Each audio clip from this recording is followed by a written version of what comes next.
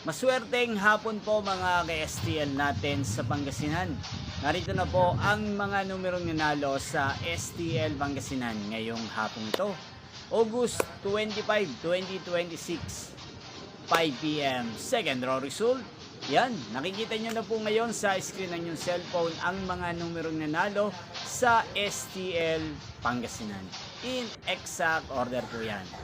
At kung maswerte namang natayaan nyo po ang mga numero niyan kanina, congrats po sa inyo. Yan, ano nga bang magandang numero ngayong araw na to sa STL Pangasinan?